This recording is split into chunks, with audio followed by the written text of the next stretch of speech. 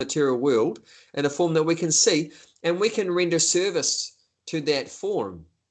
Like we can cook for the deity, we can sing for the deity, we can talk to about the glories of the deity, we can make a temple for the deity, we can work for the deity, make money and so forth and give it to the deity. There's actually a form there that we can render, service to and reciprocate, have reciprocation with. Whereas we were talking about like another aspect of God is Brahman, that all-pervading light. But you can't have a relationship with light. Is that what called impersonal? Impersonal. Yeah, impersonal. Yeah. So we're talking about it on Thursday. There's two kinds of transcendentalists or spiritualists. And one division is the impersonalists or the Mayavadis, and the other is the personalists or the Bhagavatas or Vaishnavas, like that. So two basic categories. So the impersonalists, basically they focus on the Brahman, on Brahman realization, on that all-pervading impersonal energy. But the personalists focus on Bhagavan or on Paramatma. Both of those have form. But the Vaishnavas, they focus on Bhagavan. And the yogis, they focus on Paramatma. On Paramatma, the Lord in the heart, who has a form also. So that's the two divisions of those that are looking for some transcendental realization, the impersonalists and the personalists. Okay, shall we begin? Yes. So we're still continuing our purport to the first verse. Yes, yeah. So we can recite the first verse. Okay.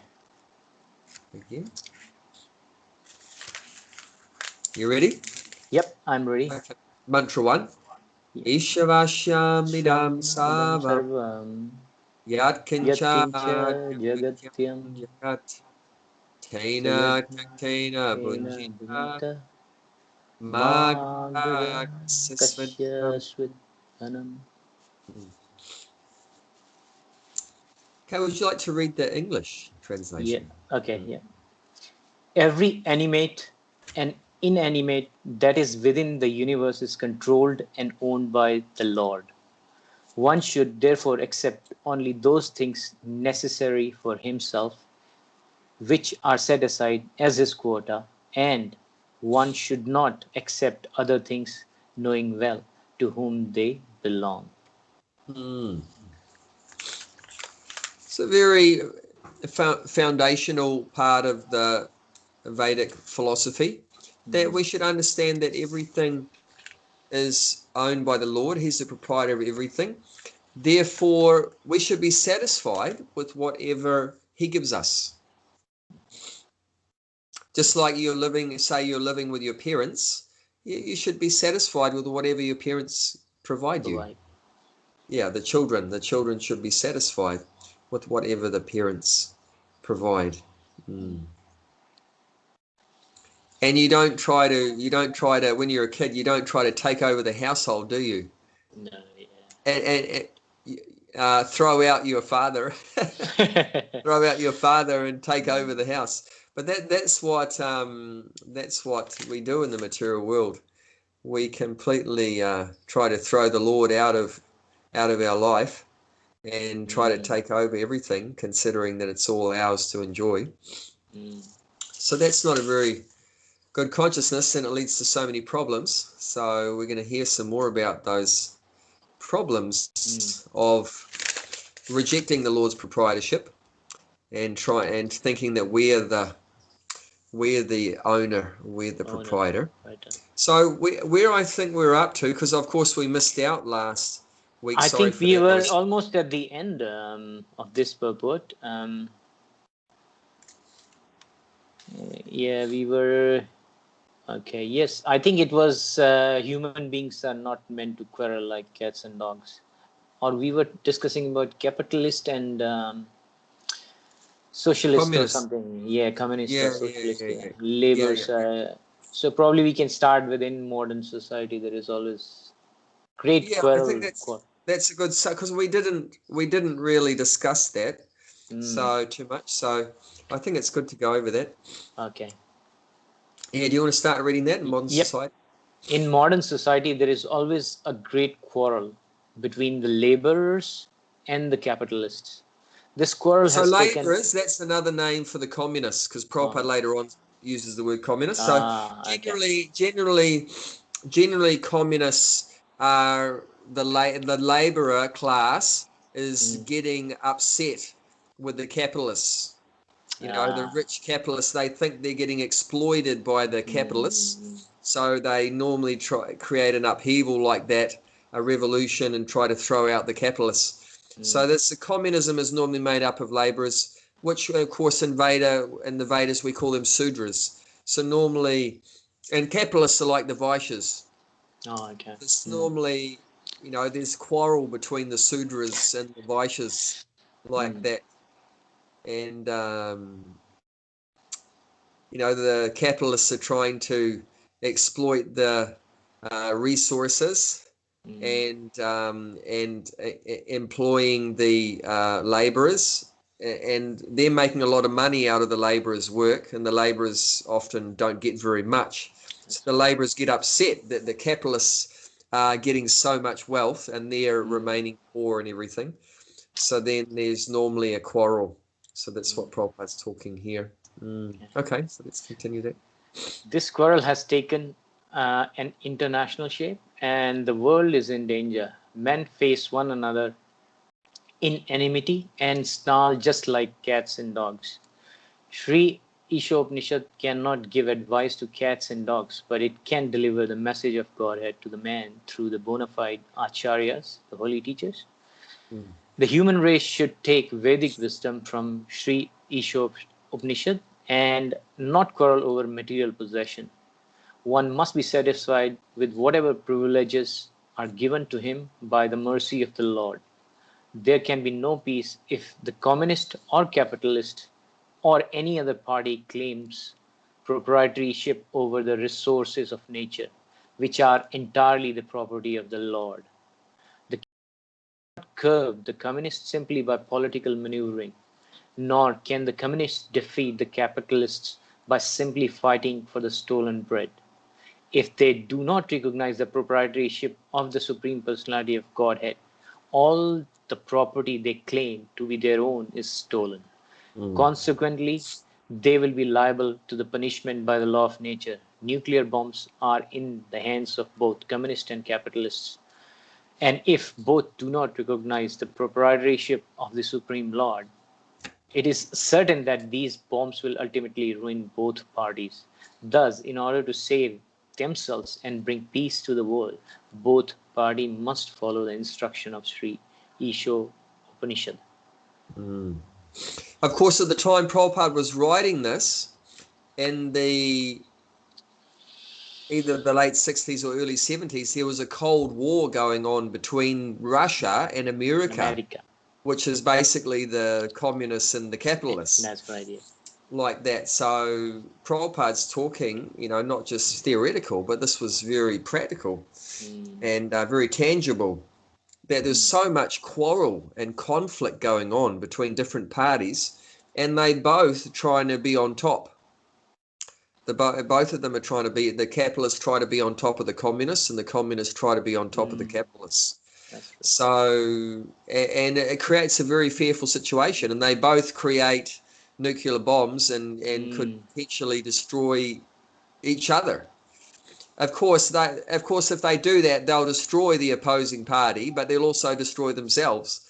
So, and that's why, one of the reasons why it hasn't happened yet, pushing the button, because they realize that, I'm going to kill my enemy, but I'll also be killed.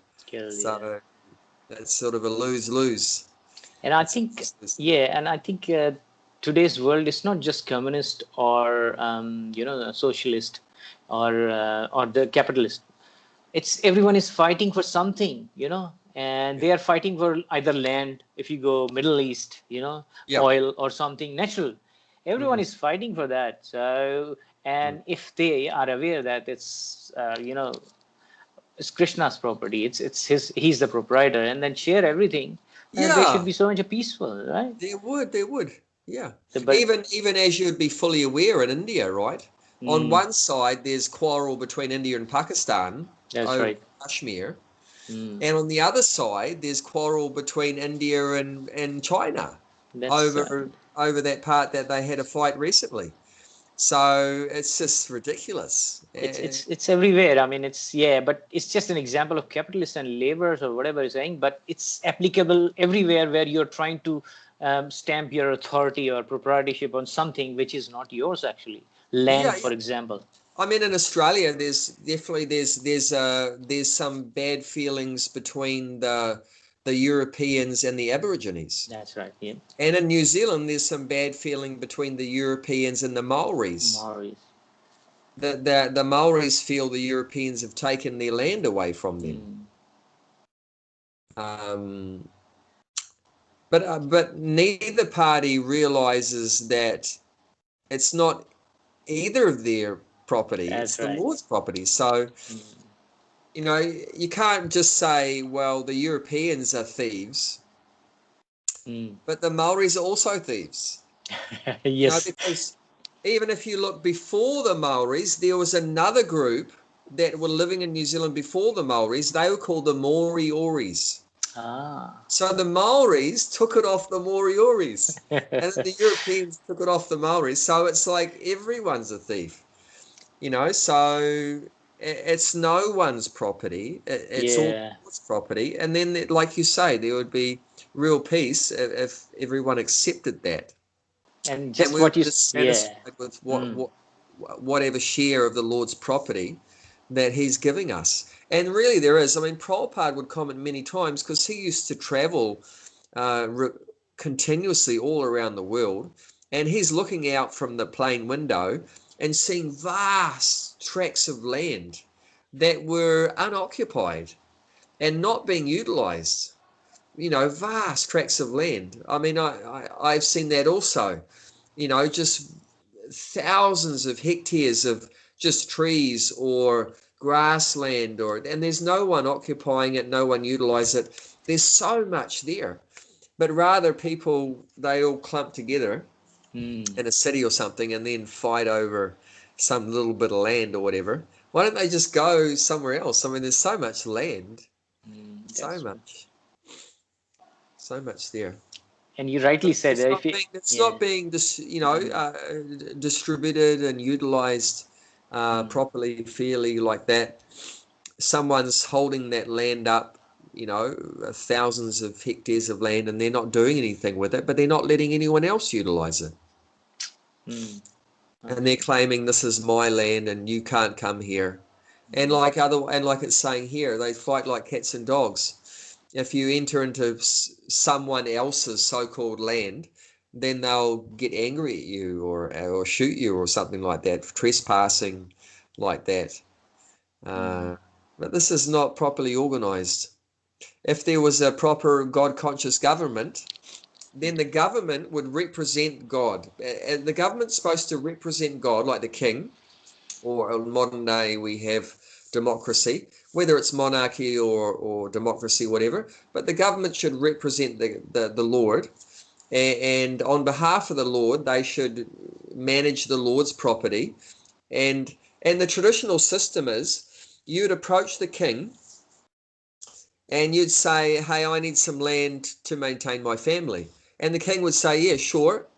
You take whatever land you need, say 10 acres or whatever it is, and uh, 1/4 of whatever you produce on that land, you give to me. That's the mm, tax. That was the system. 25% of whatever you produced on the land, you give to the king. That's mm, the tax. So if you produce 100 sacks of potatoes, you give 25 sacks to the king. If you have a bad year and you don't get any potatoes, you don't give any tax, nothing. So you're never out of pocket. mm, There's no mortgage required. You can get whatever land you need and you can utilize. And just 1/4 of whatever you're making out of it, you got to give that to the king. mm, But then there's nothing you have to give up front. you can get the land for free in Vedic culture, traditional Vedic culture. Yes. You're getting the utilization of the land for free, and just you give a contribution to the king. And in return for that also, he's giving you full protection. So he's going to give you peace of mind and security and everything like that, that there's no thieves and robbers are going to come and throw you out of the land or take your crops or anything like that, because the king is protecting everyone on that within his zone, within his area. His job is to keep everyone feeling safe and protected and everything like that. And if anyone steps out of line and breaks the laws, then he'll punish them. And that was a very nice system. And when everyone's very peaceful, then they're going to work hard. And in modern day society, everyone's in anxiety. So generally, they're not going to work to their best potential. That's right. When they're in a fearful situation. Yes, if you're not relaxed, you won't be giving your best output. Yeah, you won't do your best output. And that's also a manager's job, to make sure that all the workers are happy. That's very intelligent. If all the staff, all the workers are happy, then they're going to work very well. If they feel cared for and protected and valued and respected and everything like that, then they're going to work hard. And I mean, the best example of that is Prabhupada. He's really the most expert manager, even from a management point of view. If you want to find out how to be a manager, just look at Prabhupada. He inspired all his disciples to work so hard, like, 16, 18 hours a day, 7 days a week, and without paying them.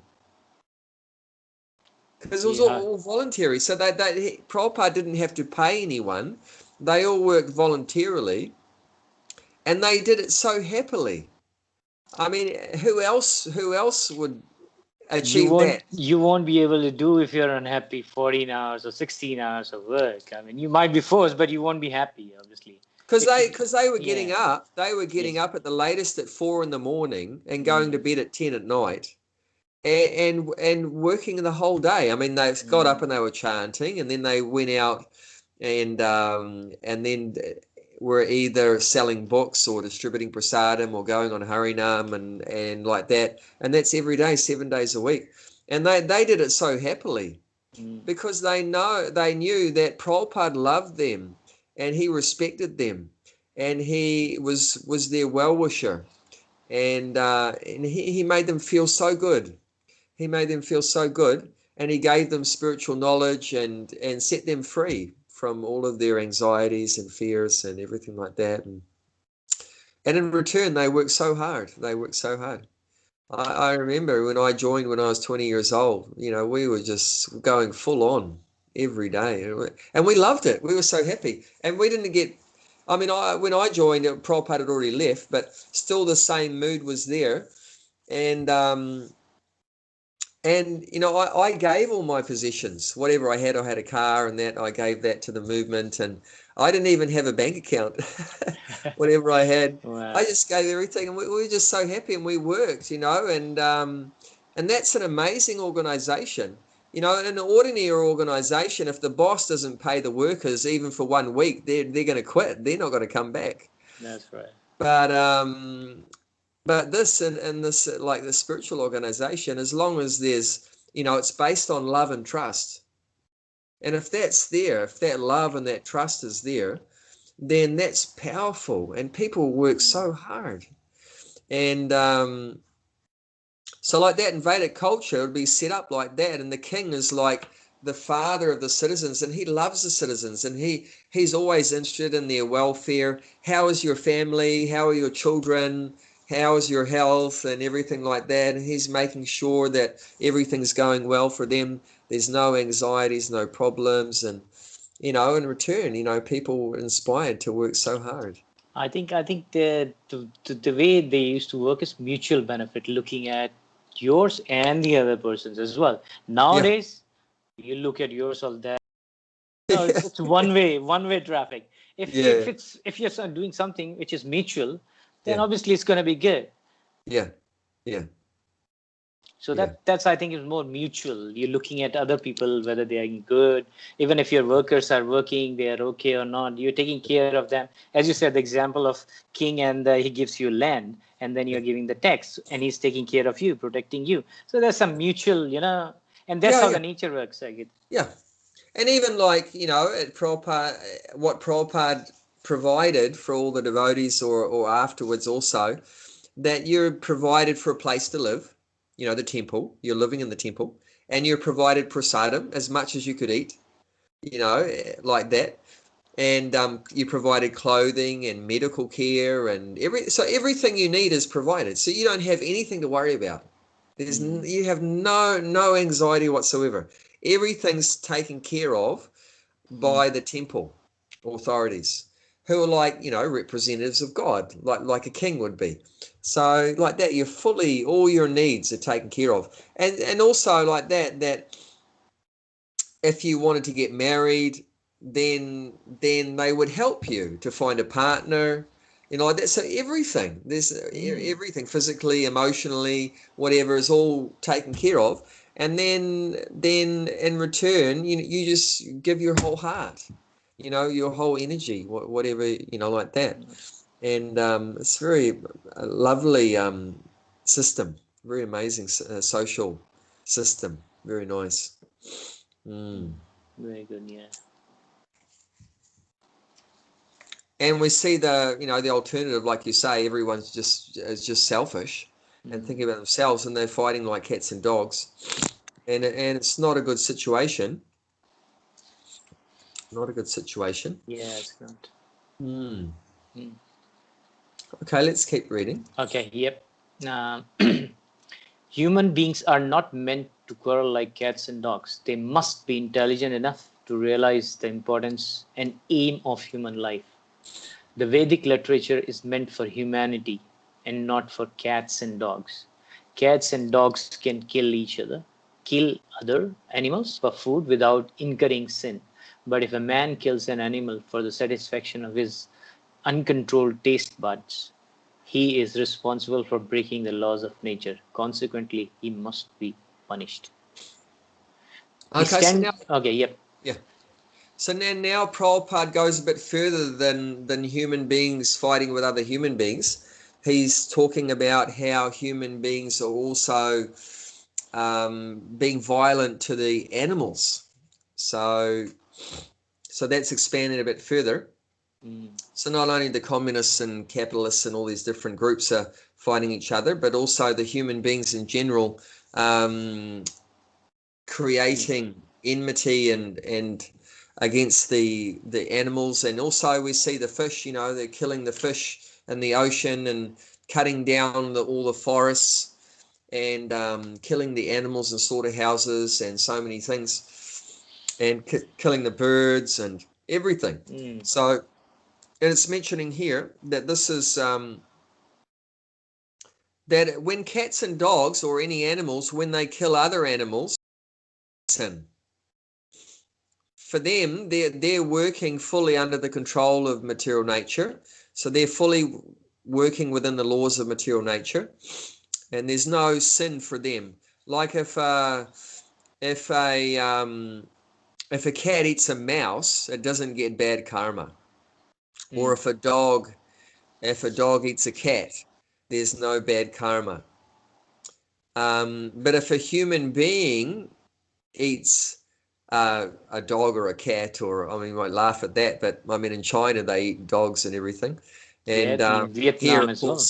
What's that? Vietnam in when the war was happening, they eat everything moving. So snakes, dogs, anything they found. Everything. No discrimination. And of course, in the West, we think we're very civilized, eating sheep and pigs and cows and everything. But that's even worse. That's even worse. Of course, the very worst is the very worst karma is eating cows. That's the most worst. Okay, because cow is rendering the best service to human society by a mile. It's far the greatest service it's rendering. And then after taking all that service from the cow, killing the cow, therefore it's the greatest sin. Actually, according to Manu Samhita, have you heard of Manu Samhita? I have heard the name, but I'm not aware what it Yeah. is. Some So that Lord Manu, he's the father of mankind. Actually, the English word man comes from the Sanskrit word Manu. ah, wow, I You didn't know, know that. we have the English word man or human, Mm-hmm. which actually originates from Sanskrit, which is Manu. Mm-hmm. So Manu is the father of man, is Manu. So in every day of Lord Brahma, there's 14 Manus. So it's a post occupied by a very elevated soul in human form. So the very first Manu, when Lord Brahma was created, and then he started creating the universe, one of his offspring, one of his Manasaputra produced from his mind, was Swayambhuva Manu. So that was the first Manu. His name was Swayambhuva, and he occupied the post of Manu. He was the original man. The first man was Swayambhuva Manu. So, and that Lord Brahma also created the first woman, and her name, I think, from memory, was Shatarupa. Shatarupa.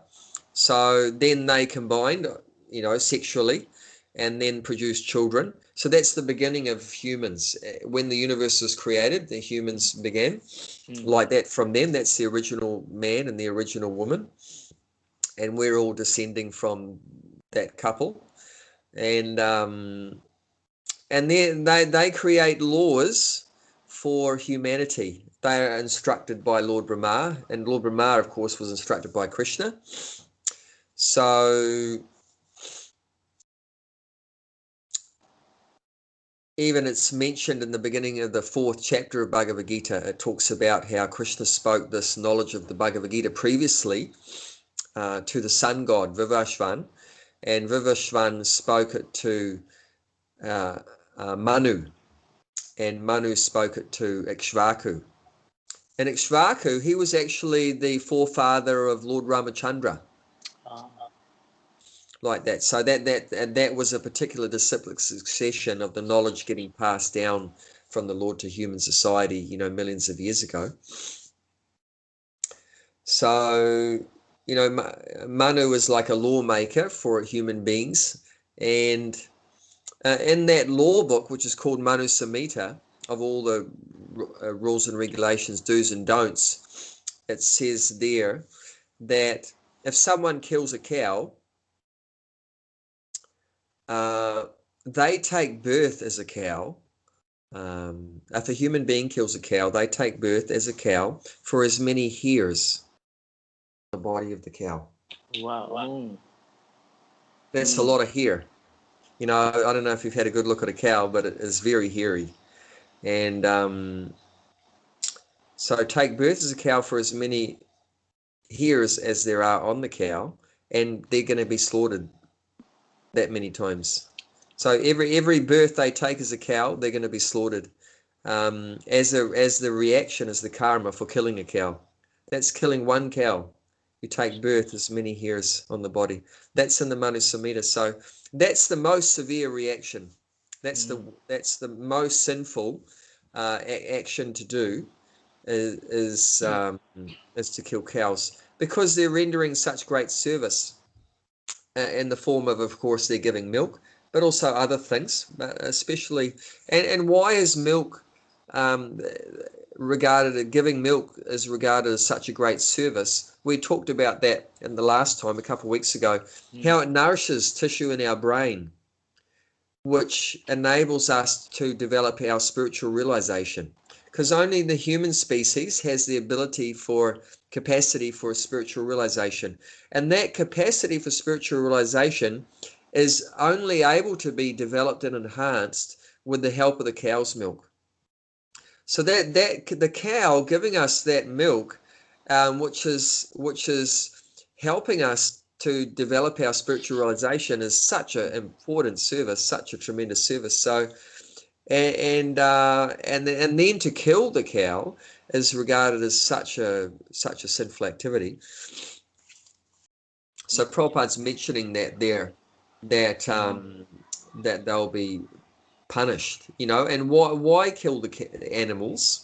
And is mentioning here just for the satisfaction of our uncontrollable taste buds. I remember I've talked with Christians and talked with them about, you know, it says in your Bible, "Thou shalt not kill." That's one of the 10 Commandments. It says, "Thou shalt not kill." And I say, you know, why? And because Prabhupada would say like this whenever he would talk with a Christian, mainly he would focus on this point. Was that why are you not following the Bible? And the Bible says, "Thou shalt not kill." And they try to justify it in so many ways, which is, you know, doesn't make any sense. And we can defeat them philosophically. But ultimately, I would notice that when talking with a Christian, ultimately what it would come down to is that I like my meat. It means that the taste. It's just because of the tongue. And it's said in the Vedas that senses, the tongue is the most difficult one to control. It's the most voracious and difficult to control. And because of the tongue, this sense more than any other sense gets us in more trouble creates more sins than any other sense. It gets us in more trouble than our eyes. It gets us in more trouble than our nose, our ears, our genitals also get us in big trouble through illicit sex and so forth, and you know, unwanted children, abortions, and so that's also very sinful as abortions and stuff like that. And that's all due to uncontrolled sense of the genital senses, uncontrolled, and that people kill the child in the womb and stuff like that. But also due to our uncontrolled tongue, killing so many animals just for the taste, just to get some particular people addicted to a particular taste for the tongue. And so the Christians would tell me, even though you explain that, you know, your own scripture says thou shalt not kill, why are you not following that? And they can't escape that. There's nothing they can do to escape that. They're not following it, but then they say, I like my meat. So, I mean, then, you know, but then you put, you know, your tongue before God. You know, you're saying you want to love God, but you have more love for pleasing your tongue than you do for God. So what kind of love for God do you have? You know, so God should be number one priority, and we should sacrifice our own desires and enjoyments and likes for the pleasure of God. And of course, since we've been experiencing the Krishna's prasadam, we find out that the taste is so amazing. And that's even more tasty than eating some dead animal, you know, decomposing corpse of some animal, of course. It's pretty horrible when you think about it, what meat is. It's just some decomposing body of another living thing. But the taste of prasadam is just so delicious. I mean, we've been having builders come here, like just regular, ordinary Kiwi builders come here to help renovate the house. And they're like, they enjoy the prasadam, so they're full meat eaters. They you know, brought up like I was, meat and 3 veg. Like in New Zealand, we call it meat and 3 veg, which was mostly 3 veg was sort of you'd eat. Your mum would cook you mashed potatoes, boiled peas, and I don't know what the third one was, maybe beans or something, or corn or something. And just meat, you know, and every Kiwi was brought up like that pretty much. So, but these guys, after, like I was, when I started taking prasadam, then you forget about the meat and so forth. It's just so nice, and they've loved every meal so much, and they're just so satisfied by it. So, you know, our tongue gets us into a lot of trouble, and we end up killing so many animals. Even if not personally killing, that doesn't really make it any better, because people say that too, like that. The Christians say, well, I'm not killing the animal, but you know, someone else is killing it for you. So actually, in the Manu Samhita also, it said that sin of killing the cow is shared amongst, I'm trying to remember, I think it's seven groups, that sin of killing the cow. the person that grows the animal, so like the farmer that's, you know, growing the cow or other animals, the person that grows it, the person that transports it. So the truck driver that drives the cow to the slaughterhouse, then the person that kills it, then it's, you know, taken to a shop, a supermarket or whatever. So, and then they get a share of it as well, the person that sells it, and then the person that eats it. So I don't know how many that was, 5 or something, but it was something like that. I think that's there, or there might be 1 or 2 others. Yeah, like that. So it's all shared. So even if we don't kill it, you know, someone else killed it. I didn't kill it, but no, you still get a reaction for that as well because you're eating it. Or even if you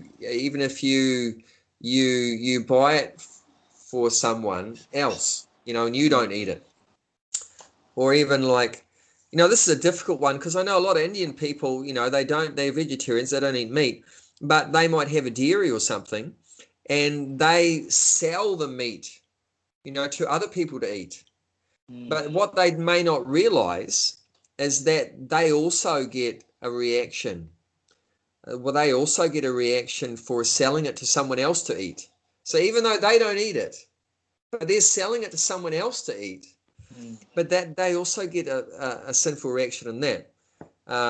So yeah, the laws of material nature are very broad and very strict, and yeah, it's a big concern. Yes, I think yeah.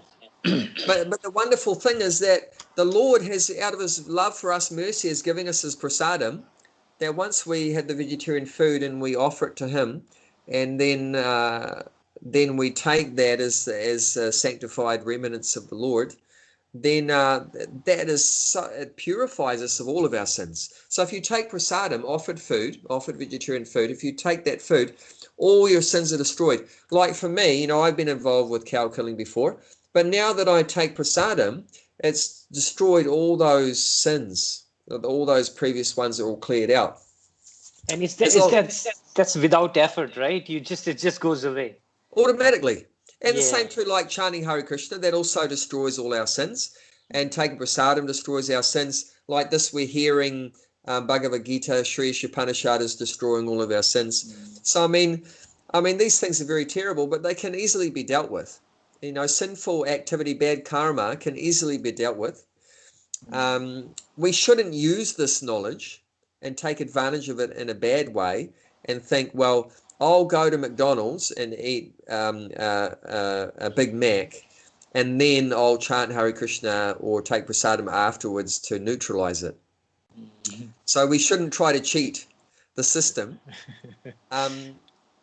because the Lord is more clever than us, and he sees that we're cheating. Yeah, so I mean, you can basically cheat others, but you can't cheat yourself. Yeah, God is, as you said, he's inside you. He's inside us. He knows that we're he trying knows. to So take you advantage can't, of you can't, yeah, you his can't mercy. do So, it. Yeah. but ideally, what you do, in ignorance, before we did so much bad stuff. So now we know that, and we try to keep on the straight and narrow, on the clear path, and you know, remain pious in our activities, and just do punya, not papa, just punya, pious activities. Follow the laws of Manu, follow the laws of God, because the laws of Manu are coming from God. Ultimately, it's all coming from, and Prabhupada's going to mention later on the purport that the laws of nature is actually the orders of the Supreme Person of God. So that's what the laws of nature are. Of course, when you say a law, what else do you know comes with that? Sorry, what you said? With law, you don't just have law by itself. With law, you have what else? You have What to be must there somebody be who there? actually manages the law, isn't it? It's Yeah, a just not the law. lawmaker. We call it a lawmaker. So you have the law, but you also have the lawmaker. So we have the laws of nature, karma, as the laws of nature, karma. But you have the lawmaker, and that's Bhagavan, that's Krishna. He's the lawmaker. And that's passed down through Brahma and Manu and so forth, and so many acharyas and everything like that is all being passed down, but it's ultimately coming from him. So according to the law of nature, the human being should just eat vegetarian food, and not just that either, because that's also, as Prabhupada's going to say next, is that also that's also a living thing, and there's also karma involved in killing the vegetable, because that's also, there's a soul within the lettuce, within the cauliflower, like that, within the cabbage, and then that's killed for us to eat the cabbage. You know, your full gobi sabji and bun gobi sabji and your all this stuff. You know, so that was a living thing. There was a soul there too. So we've killed its body.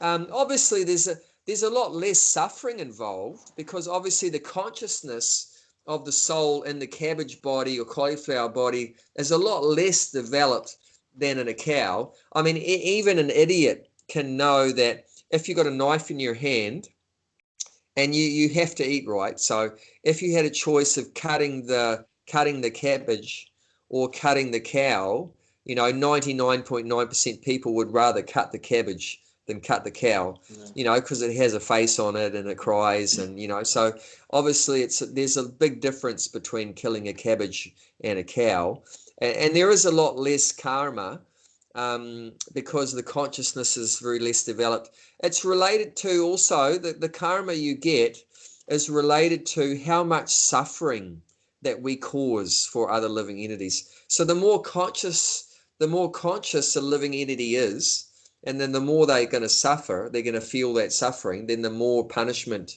we're going to get also. But there's other factors like what I said, how much service that living being is rendering, that, and you're killing it. You know, the cow is giving so much service and then you're killing it. So, you know, there's a big reaction for that. So, you know, like the plants are not very conscious, so they don't suffer too much. But still, you've interfered with that soul is evolving from one body to the next.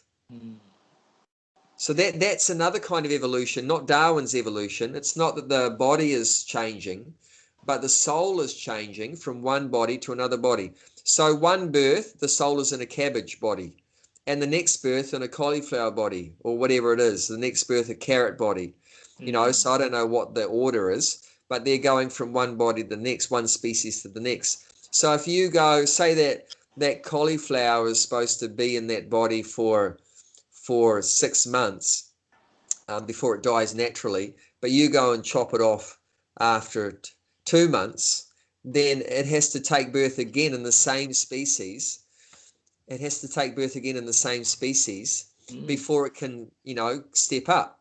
So you've slowed down that soul's, you've interfered with that soul's evolution in going up ultimately towards it gets a human body like what we've got and can get a chance to get liberated.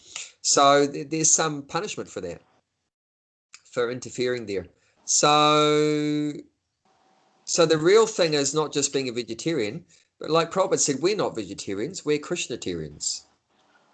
It means we only eat food offered to Krishna. So that Prabhupada said it in a joking way, but it's like that. It's not just being a vegetarian is enough. That ultimately we should just eat food that's been offered in sacrifice, been sacrificed to the Lord. Yagya. This is Yagya Prasad. So, and that is what's going to free us from sin. And that's going to help us control the tongue. Then the tongue becomes satisfied. And it's said that 3 senses run in a line. 3 senses run in a line. Our tongue, then go further down your belly, and then further down the genitals. So the tongue obviously affects the belly, because the more you eat, then the belly gets filled up. And the more the belly fills up, it's right next to the genitals, right above the genitals. So if you pack up the belly too much, it puts pressure on the genitals, and then the sex desire increases. So it is if you control the tongue and you regulate the tongue and eat, of course, vegetarian food that's offered, and then also that, not too much quantity, then, and don't pack up the belly too much, just enough to give you strength and energy and that to work. And then there's less pressure on the genitals, and so the sex desire is less. And then you can keep a peaceful mind more. Because if the sex desire is too much, then obviously that creates a lot of problems in the world due to, uncontrolled sex desire. I just one devotee, he was distributing books.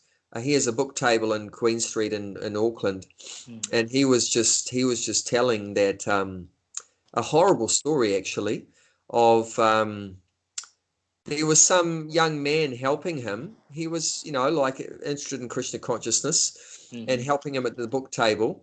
And these two young girls came along, and they were real nonsense people, really Maya Davies, and she was trying to agitate the boy, and she was saying and she was really good looking and everything, and like a model, he said, and she was saying that she just had 7 relationships with 7 boys that weekend.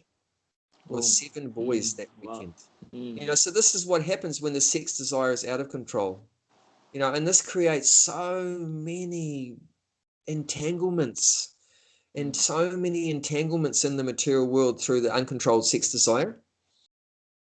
Of course, either the sex desire is controlled completely and the person remains like a brahmachari or sannyasi, or you control it by saying, I'll just stay with one wife, with one husband, and that's it, only one. Like Lord Ramachandra, right? He said a very good example. He made a vow of vrata, eka patni. Eka patni vrata. One wife. Eka patni vrata. Yeah. So, of course, previously in Vedic culture, kings, the Rajas, Maharaja, can have many wives. Can have many wives. Some kings would have, 10 wives, 100 wives, 50 wives previously, and like that. Of course, in Kali Yuga, no one's able to maintain so many wives. But previously, kings could have many wives, but so Lord Ram, to set that example about how one can control the sex desire, he made a vow just to have one wife, like that. So, I mean, like Prabhupada's guru, he controlled his much. He never passing semen, even once in his life. That's called Naistika.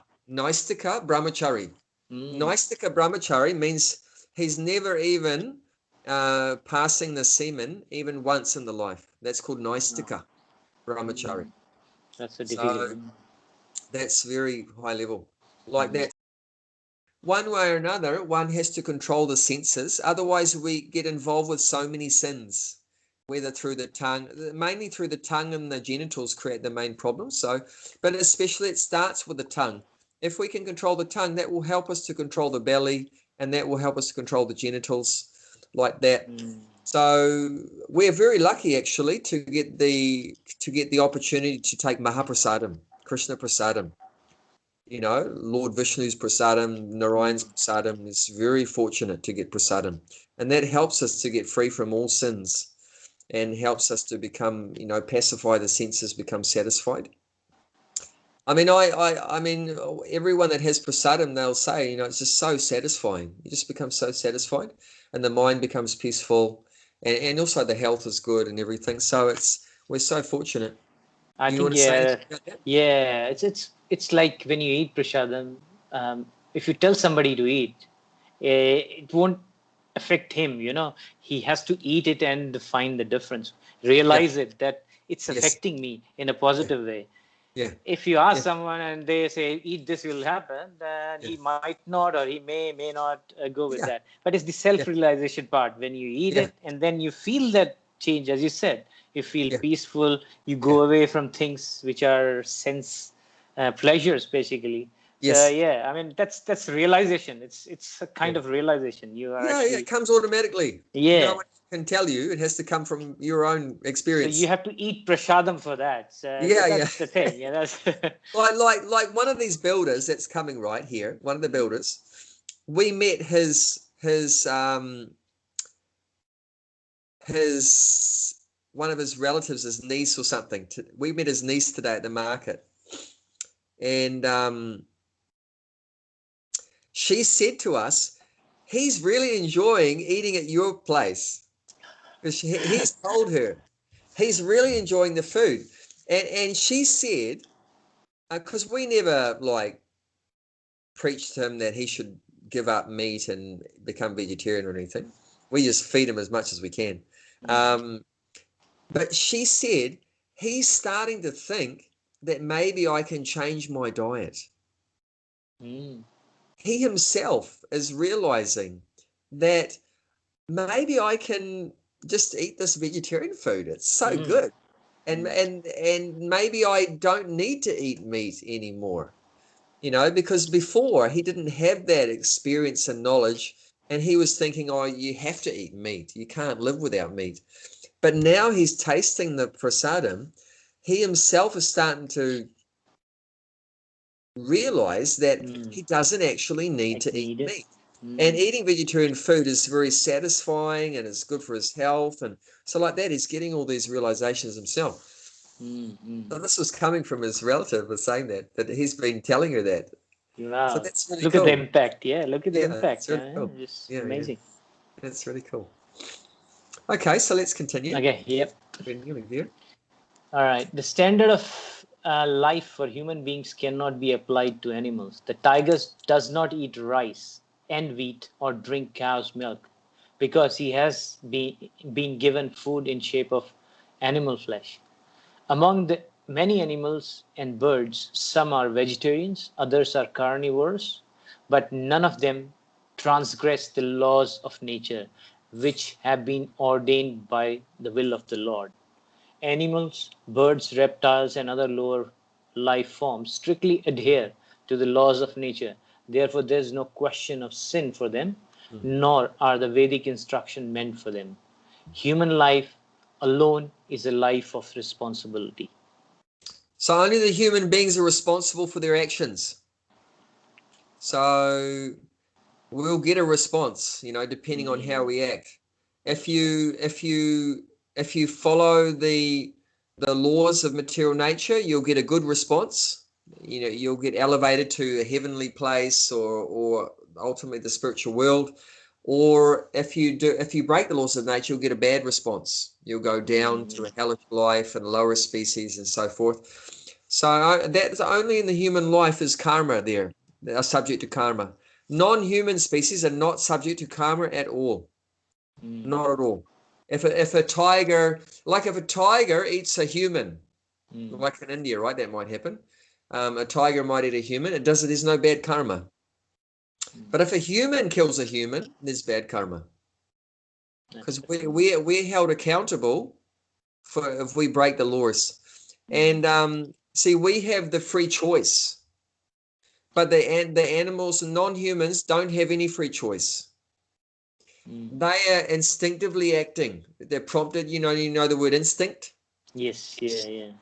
But of course, we were taught about, that animals and that work according to instinct, but we never knew what is instinct. But now we know what it is. What do you think it is? Instinct? It's the law it's the nature's law for them, or it's from God, that they are meant to act in a certain way, and they only know that they are acting in that certain way. So they are basically following the law of nature they don't have choice, basically. They are not as conscious or aware as we are. So they are just following so that's why I think that's why I'm saying they incur no sin, because they are just following what they are supposed to do. They are in perfect harmony with the nature's law or God's law for them. But we human beings are basically... As we know, Paramatma, the Lord in the heart, Paramatma is within the heart of every living thing, right? Even down to the ant. So Paramatma in the hearts of all those non-humans is directing them. So the Paramatma is directing that human. The Paramatma is directing that tiger. You eat that man. In their heart, he's directing them. He's prompting them. And Paramatma in the heart of the cow is directing the cow. You eat the grass. And Paramatma is directing the bird. You eat the worms. And so forth. So the Lord is directing all these non-humans, but when it comes to the human form of life, then the Lord steps back. He's still in your heart, but he's not going to tell you now in the human form of life, go left, go right, stop, go forward, eat this, don't eat that. He's not he wants you to choose in the human form of life. He's given you the ability to make the choices. And you can still know what the laws of nature are. You just read the Vedas or you hear from the guru. I think that's the very important part. If you know the laws, then you can follow those, right? Yeah. So, yeah. And that's expected. It's expected that a human being will find out what the laws are. Like when you left India and came to Australia, did you make an effort to find out what the laws of Australia are? Yes, I did. Yeah, I had to. Yeah, you have to. So it's like that. Like, or if you go to, like, if I go to America, I've been to America. I spent 1.5 years there. I had to find out what side of the road to drive on, because the other side, it's the right side of the road. And otherwise, you get in big trouble. And you can't say, I'm sorry, mate, I'm from New Zealand. We drive on the left side. I didn't know you drive on the right side. Are they going to accept that excuse that you didn't know what the law is? No.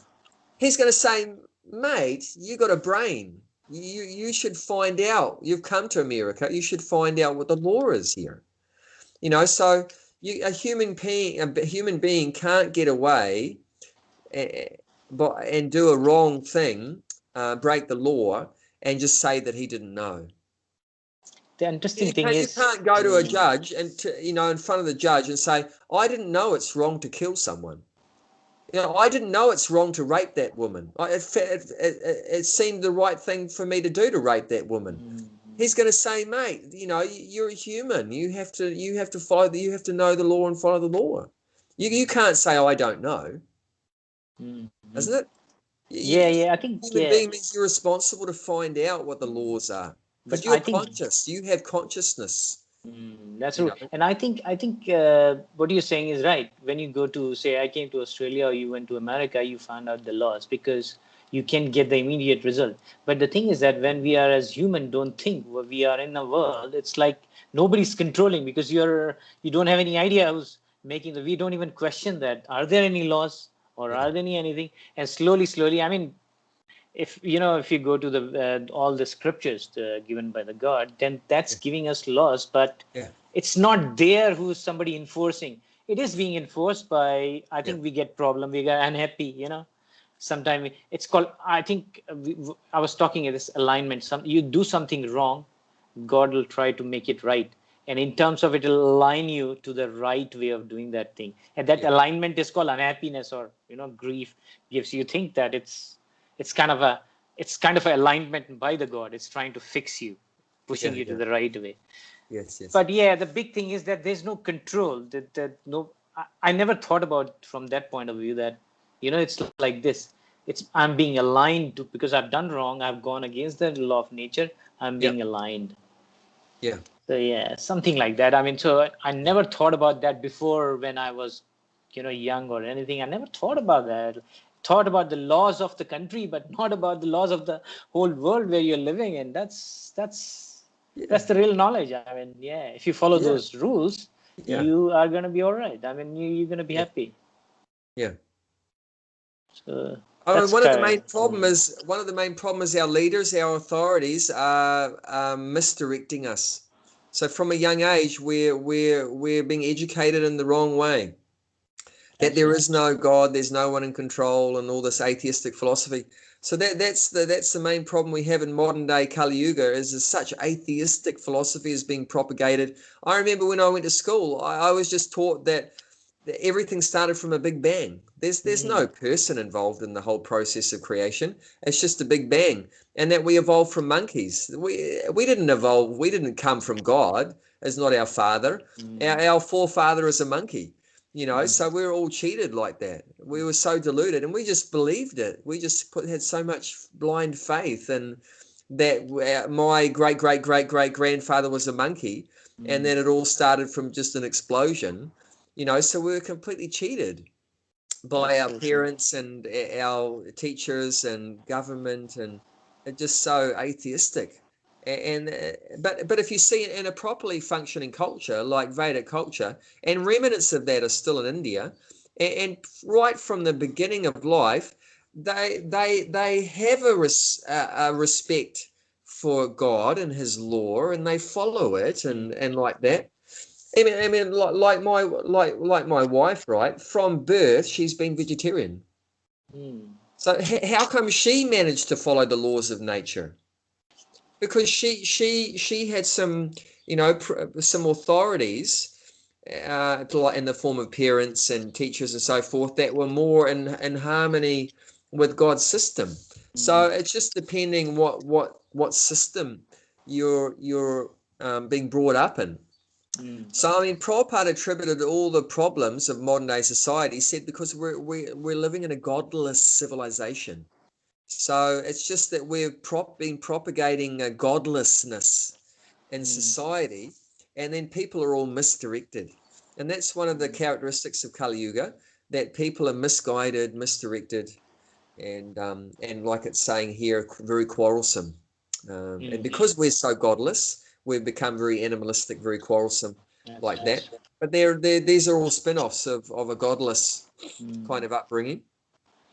But that can be changed. We can be educated properly, and that's the purpose of ISKCON. The purpose of ISKCON is to educate people, the human beings. We're not educating animals. ISKCON is educating human beings and understanding the real facts of life, the real truths. That there is a supreme controller, and there are laws that He has made, and we should follow those laws, which is for our benefit. Of course, the other thing is God's laws. Why is He putting all these laws on us? Is it for His benefit? It's for us. It's for us.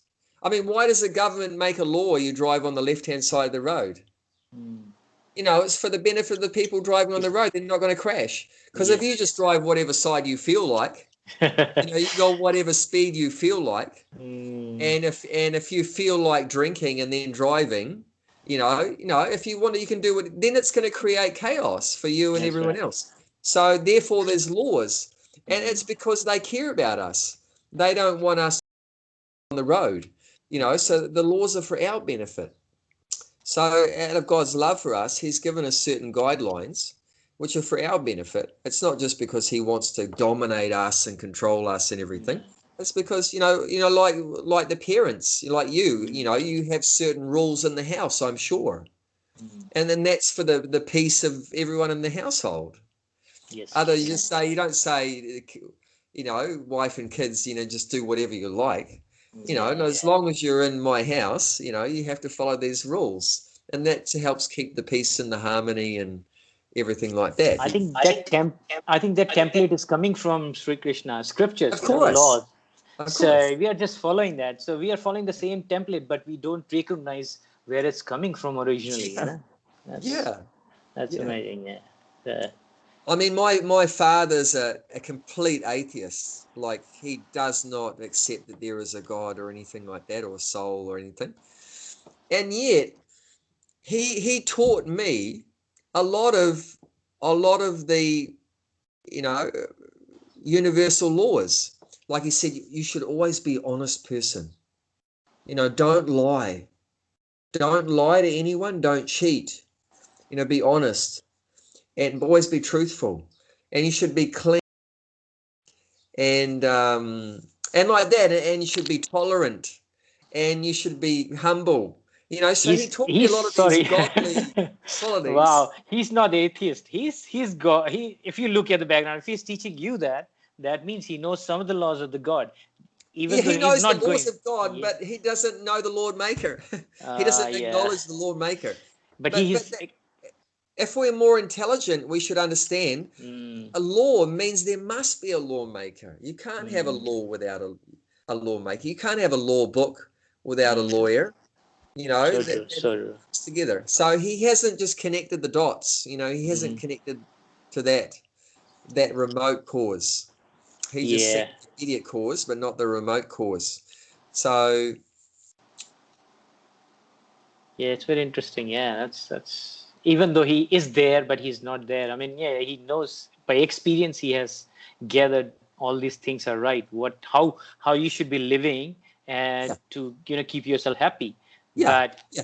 but And, he's and not the aware. Yeah, big picture. yeah, in the West we call it morality, Mm. Oh yeah, morals, morals. Yeah. morality.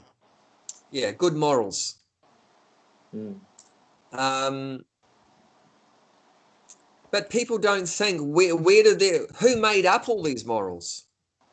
They're thinking maybe someone 1,000 years ago made up this moral that, you know, you should help an old lady across the road and, don't tell a lie Mm. but it's coming from God. It's coming from God. But Yeah. now we've forgotten that and we've just got Mm. the morals and we're trying to be a good person and not realizing that all this goodness, it comes from Him. It comes from Krishna. Mm. And And we cannot relate as well if we do something wrong because we don't know the laws. We don't actually recognize the authority of the God. We say, we do something wrong, but we are not aware of that, and then can't relate the bad thing that has done to us. So you eat a cow. What is the yeah, impact of that? That, as I think, it may not be direct. It may be later on sometime in life.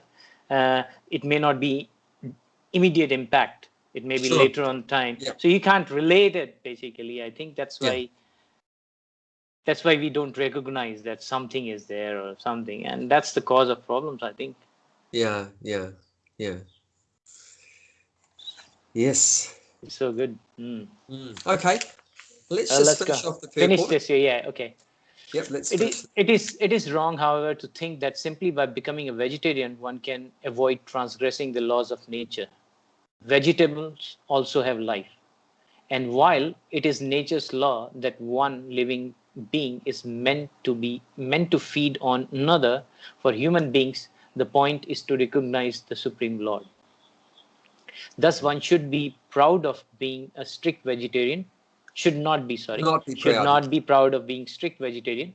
Mm. Animals do not have developed the consciousness by which to recognize the Lord, but human beings is sufficiently intelligent to take lessons from Vedic literature and thereby know how the laws of nature are working and derive profit out of such knowledge. If a man neglects the instruction of Vedic literature, his life becomes very risky. A human being is therefore required to recognize the authority of the Supreme Lord and become his devotee. He must offer everything for Lord's service and partake only the remnants of the food offered to the Lord.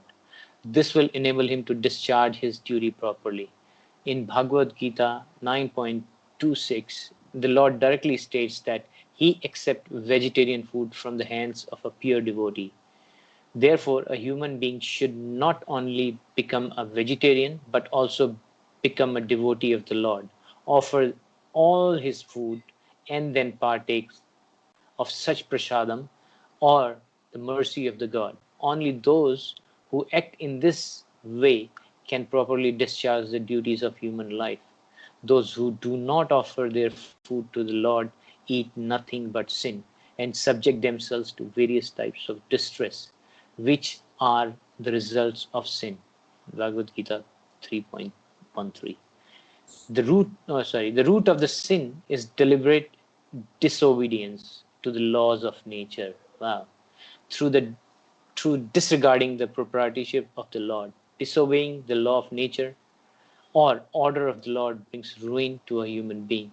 Conversely, one who is sober, who knows the laws of nature and who is not influenced by unnecessary attachment or aversion is sure to be recognized by the Lord and thus become eligible to go back to Godhead, back to the eternal home. Mm. Mm. Yeah, so if we follow Mm. the laws of nature, God's laws, then we can go back to Godhead. And if we don't, if we're disobedient, Mm. then we just remain entangled in the material world. So, as I was saying there, the main thing for a human being is is the Lord wants us to recognize, as Prabhupada mentions, to recognize his authority. That's the main purpose when when the soul is in a human body, that we have to come to that point we can, this is our opportunity to recognize the Lord. You know, the non-humans, animals, plants, birds, so forth, they can never be conscious of Krishna. They can't become Krishna conscious. They can't recognize the Lord, God.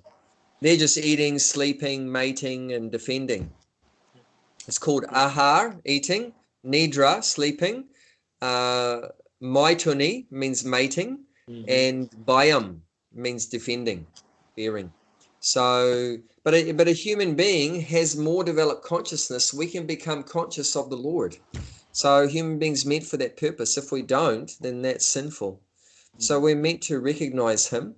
So in all of our activities, we should become conscious of the Lord. Like, one of the main things we have to do in this body is eat. So we want to connect our eating process to recognizing the Lord. So how do you connect your eating with the Lord? With remembering the Lord. By offering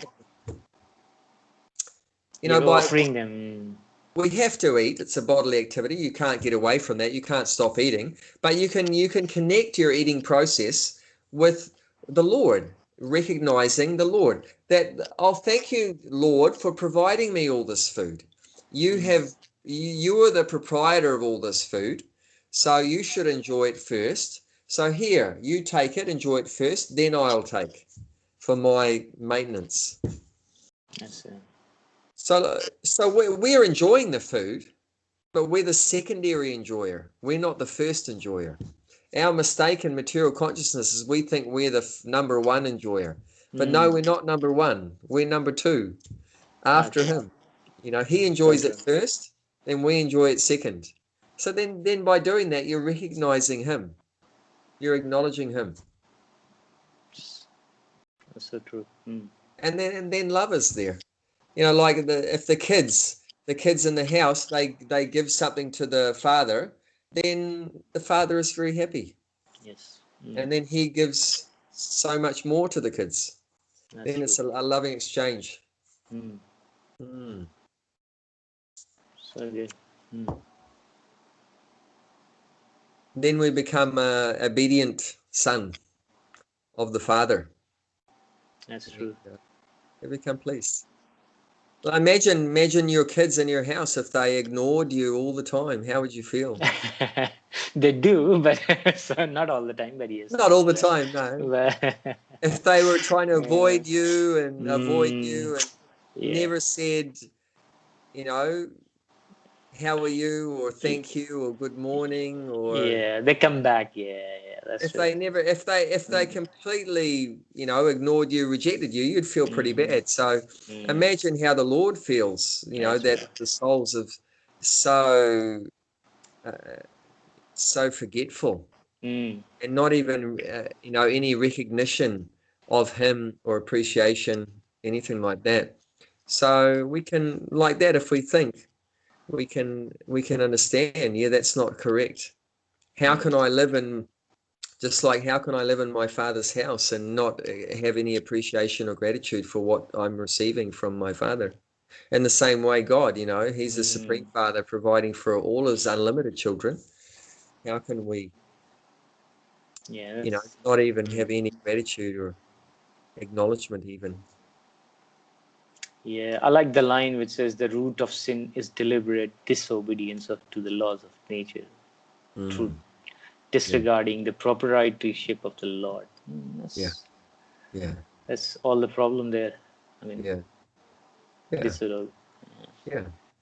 So if we address that and accept that he is the proprietor and acknowledge him and follow his laws, then we get freed from all sin.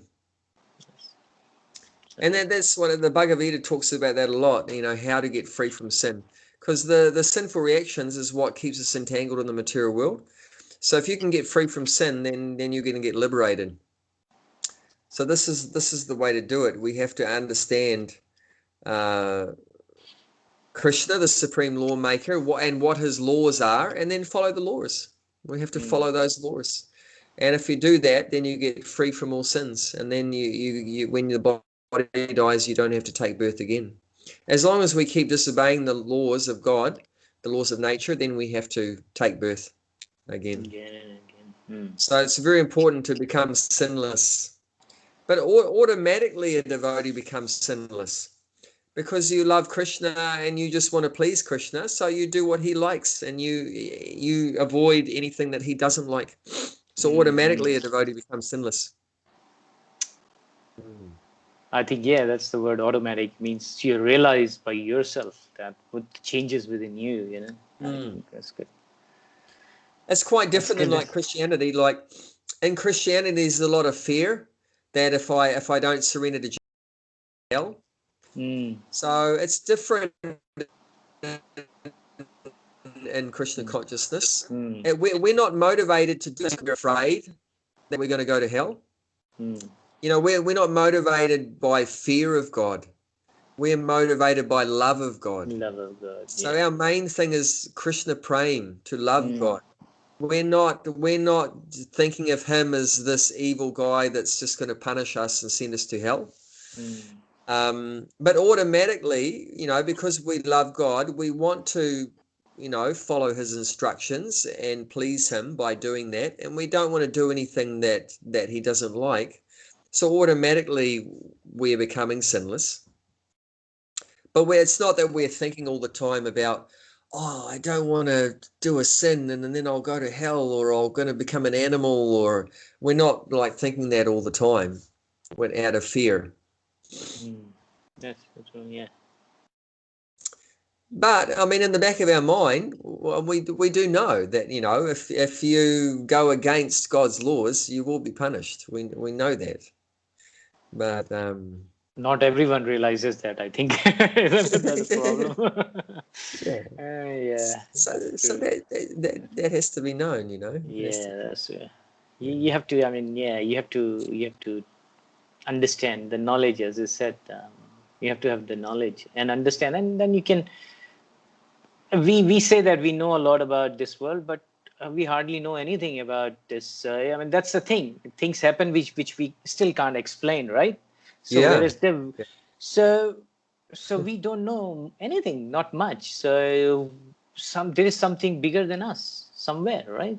Yeah, yes. That's so yeah. So we are part can't understand the whole. I don't think so. I mean, it's kind of each and everything. So yeah, it's something. I never thought about maybe a few years ago because I was not like this. I mean, I never started. So it's quite quite a revelation. Yeah. So our potential is not that we're going to know everything, but our potential is that we can expand our consciousness. We can keep trying. Yeah, you know, according to our capacity, we try to expand our consciousness as much as possible. But is it true that when you are sincere in your effort to understand things, there's a mercy from Krishna as well? Of course. You keep working, try to understand, do things. He will definitely help you to guide you. You have to try your best to understand him, and that's not enough. Yeah, really. That's right. He's seeing that you're trying your level best. So then his mercy, his ashivadam comes out to you like that. So there's two things. You have to make an effort, an endeavor. And then his mercy comes and meets halfway. So half of it's your effort and half of it's his mercy. If you don't make any effort, you're not going to get any mercy. You know what I'm saying? If you don't make any effort to understand him, to serve him, to love him, you're not going to get any mercy. Action and reaction, the one of the laws, I guess. You make the effort and you hope and you pray for the mercy. And it's not one without the other. Yeah, you have to be sincere and it's not that you're going to achieve complete success just by your efforts either. Yes. And it's not that mercy comes just by itself. It's both combined. He wants to see that you're going to try your best, Mm. and then he's going to help you. Sincere and honest effort. Yeah. Mm. That's good. Yeah. So I think our time's up, unfortunately. Yeah, I think it's too late for you. I think And we isn't it too late for you? missed out last week. Yeah, no, that's fine. That's all right. I mean, I think today's session pretty good. Yeah, Yeah. it's learning. Yeah, I'm learning Yeah. a lot Yeah. of stuff. So it's quite good. I mean, even though I'm the only one, is it? If it's too difficult for you at this time, then No, whenever this if you is don't feel like, this is one you of my you can highlights just of the week. postpone it because No, yeah. no. Yeah, I'll let you know. Like last week Yeah, didn't yeah, work, that's so fine. That's all right. yeah, I Whenever you don't have can. any. If it is becoming a problem at any point, I'll let you know. But at Yeah, this yeah, point, I'm definitely. fine with it, and I Mm, really enjoy it so much. I mean, mm. this is Amrit Yeah, nectar so for me. true. I mean, Is yeah, I'm learning so much. I mean, yeah, yeah. just understanding. Try to I understand. love discussing philosophy and talking Mm, about spiritual subjects and things. So yeah. this is this is my kind of drug. This is Ah, like okay. spiritual drug. Just Yeah, I'm like get. the person, goes to the pub on a Friday night or whatever like that. So this is my uh, enjoyment. This mm, is my drug. yeah, I'm starting to enjoy stuff. Yeah, I thought Yeah. trying to understand. Yeah. It's very important that we find our enjoyment Mm, in connection with the Lord. that's it. Like naturally, we want to enjoy eating, but just do it in relation with the Lord. That's all. It's not that you can't enjoy eating. No, you should enjoy eating. It's actually the nature of the soul is ananda maya vyasa. It's the nature of Mm, the soul to always be in ananda and mm. bliss. But the only thing is we want to find our bliss, our ananda, in connection and relationship with the Lord. And then it's not going to harm us. Then there's no problem. And I don't think it's gonna be as simple as Krishna consciousness. That the way it's the process. Basically, it's not. But it's very. Everyone can follow that. It's like chanting, which really gives impacts. You can see the difference once you start chanting and all those stuff. So the Yeah. process is there. You can simply follow it. It's not that difficult, isn't it? No, it's not. Yeah. People like to sing. Then naturally they like to sing and dance, but just Mm. sing and dance in connection With with the Krishna, Lord. do People like to everything. talk, Mm. but people love to talk. They talk all day about sports and politics and weather and everything, and money, but just talk Mm. about the Lord. So you don't have to change, Mm. but just the central point is different. Everything you're doing, you have to back of your mind. You keep, aware of that it's Yeah, not you. It's being, yeah, he's there. yeah. Mm. Mm. So it's a very natural process, Yeah. very Take. sustainable, very natural. Mm. Like Mm. that. You don't have to do anything artificial, anything difficult. It's That's just true. whatever you're doing already. You don't Mm. have to change anything. You just connect Mm. it with the Lord. That's so true. Mm. Your eating, your household activities, your family life, your work, Mm. everything just connect it. Just connect it all. Mm. And it can all be connected. And that's what yoga means. Yoga means to connect it. I wish I had got this kind of knowledge when I was young, but I didn't. So, but Yeah. that's probably because you wouldn't have been ready for it then. And then so That's Krishna probably right. Krishna has arranged it now because now you're ready Mm. for it. Yeah. Yeah, I wish my kids can go towards that, but as you said, there's time for everything. I mean, yeah, Yeah. it's when they are ready, they will get it. Yeah.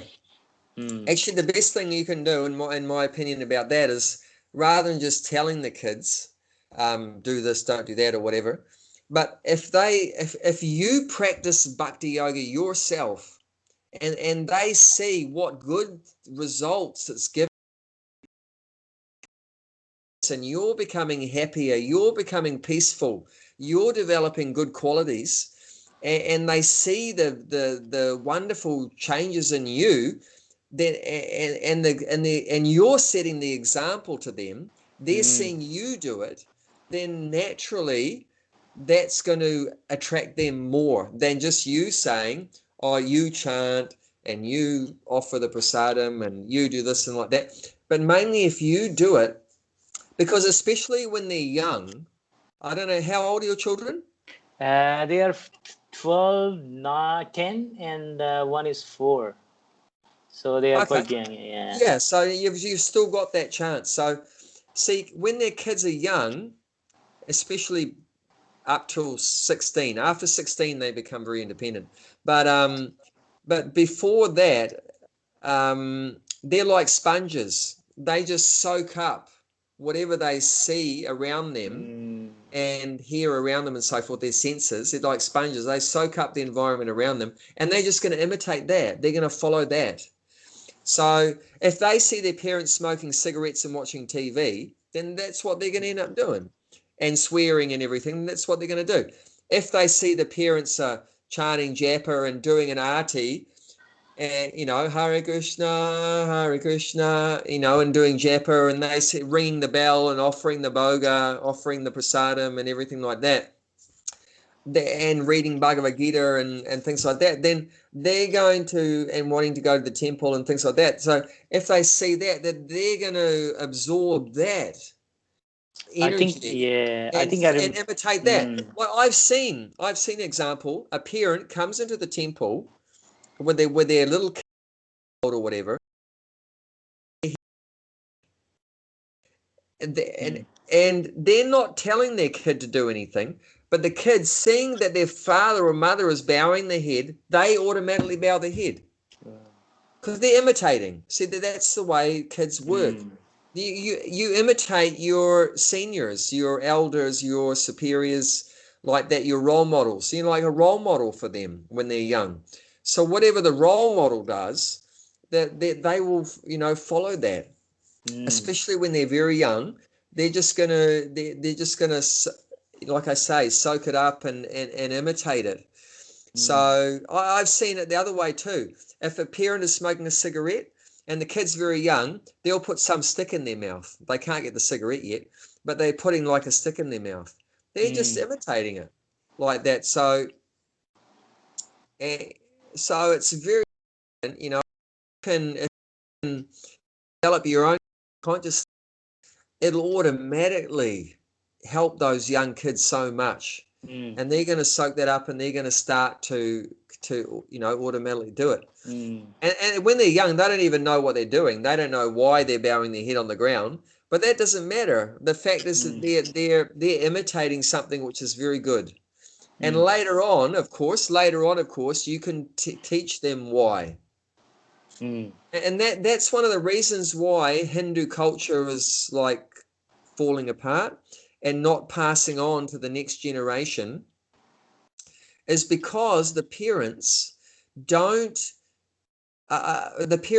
are not willing or able to explain to their kids why. When the kids ask a question like, "Daddy, why you do the arti? What for? Why are you doing the arti?" Or, "Daddy, why are you chanting on beads?" Or, "Daddy, why do you go to the temple?" Or like that. And the parents, if the parents say, "Don't ask questions, just do it, don't That's ask," it. Yeah. or like that, or and often that's because they don't know the answer. That's true. So they cover that up by saying, "Don't ask why, just do it." But see, that doesn't work now. It used to work because the children and the old cultures were brought up. You had to be obedient to your parents, and you just have to do what you're told, and you don't ask why. But see, that doesn't work anymore because we're brought up in a scientific world now. It's a scientific world, and you're taught to ask why, and you want to know what the answers are, and it has to be logical. It has to be reasonable. Otherwise, you're not going to do it. If it's not logical and reasonable, you're not going to. We're taught up to be a scientific mind. You want to know the reasons, all the whys and the facts and how it works and what the benefits are and everything like that. And then when you know what the reason is and that it's beneficial and everything like that, it makes sense, then you're going to do it. So if that can be improved, like when the kids ask, why, Daddy, are you doing all these things? And if you know the answer, don't get upset with them, but be happy that they're asking, Asking you some know, questions. why are you chanting and like that and doing all the things? Then, and give them a good, logical, scientific answer. Then there's a good chance they're gonna follow that. There's a good chance. But if you don't, if you just expect that they're automatically going to follow, especially when they hit the teenager and later on 16, whatever, then because they're brought up scientifically, they'll just reject it. They'll just reject it, and they won't carry it on. But if you want them to carry on the culture, then you have to follow it yourself and then teach it scientifically. And that's why Prabhupada got all of us Westerners. I was brought up an atheist, a scientific mind. How did he make me a follower of Bhakti yoga and Indian culture?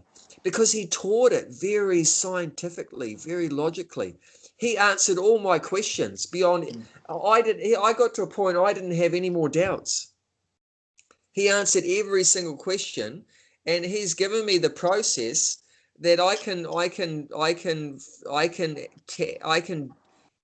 practice it in my life and get the results myself. I can tangibly, get the experiences like we were talking about. You can experience it, get the wonderful results. So like that, that's what I recommend. You can really help the children if you do those things. Practice it Teach by yourself. example. Teach by example. And then be prepared that when the questions come, and you gotta know the answers, and that's gonna good because it's gonna make you read the Bhagavad Gita to find out what the answers are. I'm trying to read myself. Yeah, I'm trying to go yeah. through, but it's gonna be slowly. Yeah, it's gonna be slow. That's all right. That's all right. As long as it's going. Yeah. Yeah, That's good. That's good. Thank you very much. Yeah, I think it's too late for you as well. You too. All right. Sorry about dragging it long. No. It's my fault. Okay. No, it's okay. All right. Thank you very much. Hare Krishna. Krishna.